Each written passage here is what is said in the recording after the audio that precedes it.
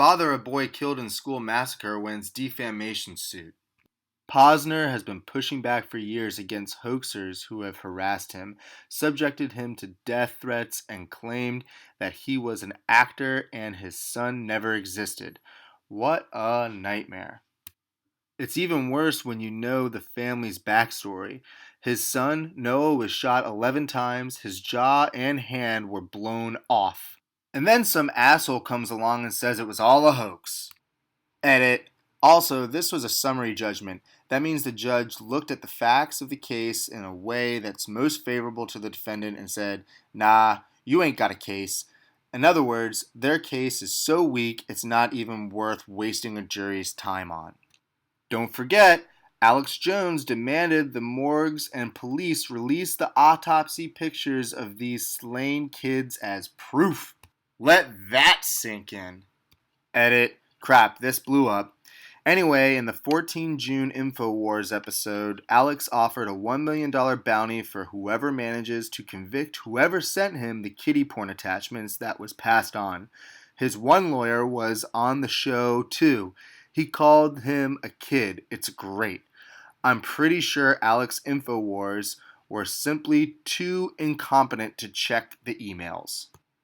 You gotta be a real piece of shit to harass someone because they buried their child.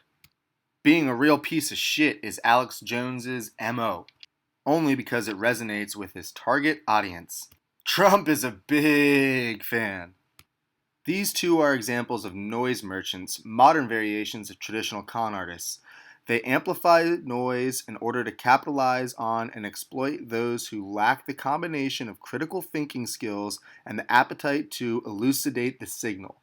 This is a growing problem to be wary of with the noise amplification megaphone that is the internet. I don't know if you made up the term noise merchant, but it is absolutely how I'm going to be referring to these assholes from now on.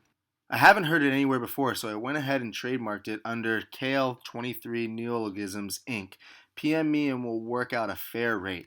Shit sticks to shit! Trump has brilliantly cornered himself where he's now demanding Iran abide by a deal he had already reneged on. It's almost like the previous administration weighed up the pros and cons and made a decision in the best strategic interest of the country. That feeling you have right now is nostalgia for competence. But the economy, but the anti-abortion judges, but the wall! Plug that into Google Translate. But my greed, but my need for control, but my hate! Huh? You let one ant stand up to us, and they all might stand up.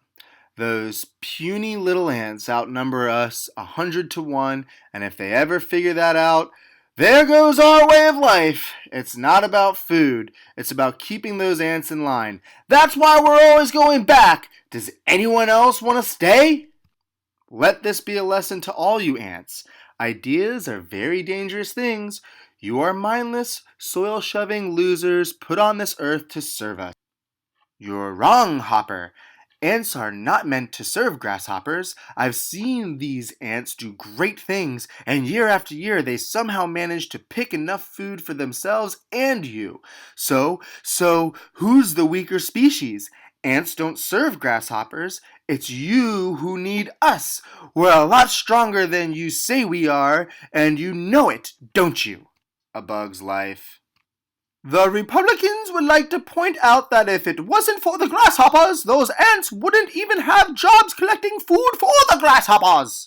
That's the point. The Republicans are the grasshoppers as well as anyone in power who oppress their people and vote against their best interests.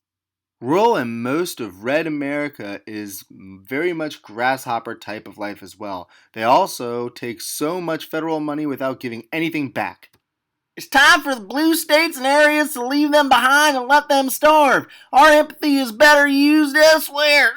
Oh, Kevin Spacey, playing a convincing villain in both cartoons and real life.